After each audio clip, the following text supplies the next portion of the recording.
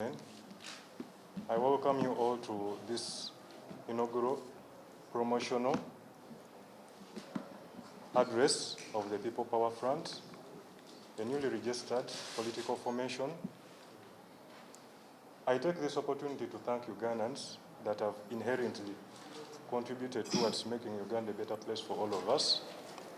I also want to use this as an opportune time to thank all the party members of PPF, People Power Front, for the milestone that we are registering today in terms of completion of registration of PPF, because one of the requisite statutory requirements for registration is signature collection. Ugandans have been cooperative in a way that they were able to append their signatures on our signature forms, and we were able to accomplish that milestone. So it is upon that background that I want to thank and congratulate the party members of PPF for this milestone. I'm exceedingly humbled and profoundly honored to be presenting to you, People Power Front, a new registered political party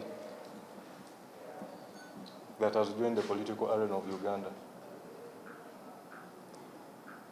On the 20th of December 2023, we reserved the particulars of People Power Front in terms of the electoral symbol, in terms of our color combinations, and in terms of our party slogan.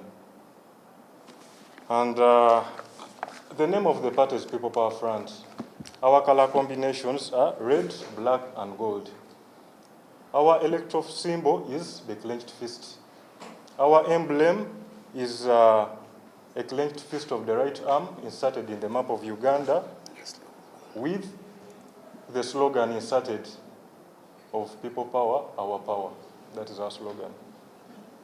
At this point, I'm pretty much sure you're asking yourselves quite a number of questions. This emblem has been existent somewhere, somehow. What is the rationale of People Power Front? What is our motive? What is our objective?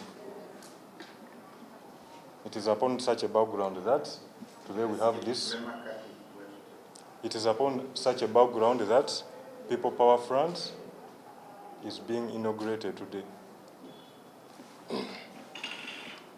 I want to use the anecdote of a commuter taxi for purposes of getting a better understanding of this. A commuter taxi where you have passengers and you have a driver. A driver abandons the commuter taxi, jumps onto a private vehicle, an SUV, probably a bulletproof car, and then leaves these passengers stranded in a commuter taxi. The passengers in a commuter taxi, one of them volunteers to take up the mantle in terms of driving the rest of the team for the destination that they are headed for. This gives us the concept of people power, that we are not a faction of NUP, but we are a regroup of people that are the original power, people that are embracing the concept of the original people power. We had a leadership of people power, which was a movement and wasn't registered. That's why People Power Front went ahead and registered these particulars. Electoral Commission wouldn't go ahead as the regulator of political parties to register a political party that would cause controversy.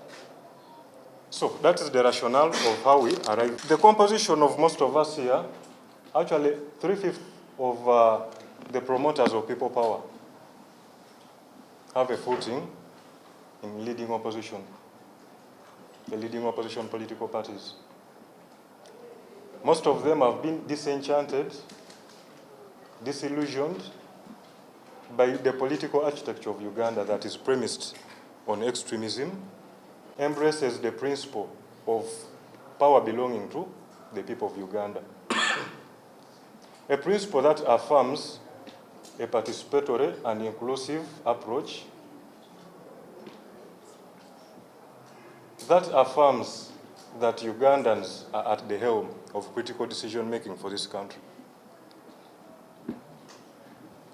We are here to advance transformative politics, politics of inclusiveness, politics that is sanitizing. We are at a point where we should begin addressing issues as Ugandans beyond political differences. If my brother, you're NRM, I'm NUP, but the issues that are affecting us as Ugandans. And then we want to have dialogue, we want to have a conversation on how best we can push Uganda ahead. Is that going to be a crime for me to sit with him, for us to discuss issues that are affecting us as Ugandans? But the current political space doesn't allow us to operate that way. That with dissenting views, either you're opposition or you're the NRM, but then we don't have a mutual ground. Is that the precedent that we are setting for our future generations? Is that where we want to be? When do we get time to have candid conversations of where our country should be as Ugandans beyond our political differences? So this is the very idea that we are embracing as people power. This was the original people power movement concept that we are back to. We are not here to fight anyone, but because we feel there's an idea that we associate with best of the people power movement. So we are trying to operate within the confines of the law by having an entity that is registered that we've called the People Power Front. So what we are advancing is basically transformative politics and alternative governance. We are not going to be the opposition that wakes up in the morning to lament about how bad this government is without us having to offer solutions to this country. If this government has failed out on its initiatives and programs, then we should be the very people to provide alternatives and to come up with solutions, because we are not going to wait for this government to change. We are within our capacity at this point in time, we should be moving towards change. Most of our people are focusing their energies on change of leadership of this nation. If there's change of leadership of this nation, if it ceases to happen, or if it happens and yours has basically been premised on that, you don't have an ideology, what is it that you offer Ugandans? What we are trying to establish is a long-standing institution that is going to last for long, for generations. We are not here just to participate in the upcoming election, but we are here to stay, because what we are establishing is a forward-thinking, long-standing institution, which we call the People Power Front. Mass mobilizing covertly, clandestinely, throughout Uganda and in the diaspora. And at some point, we shall be unveiling our structures and our official leadership, elected leadership, at the Delegates Conference.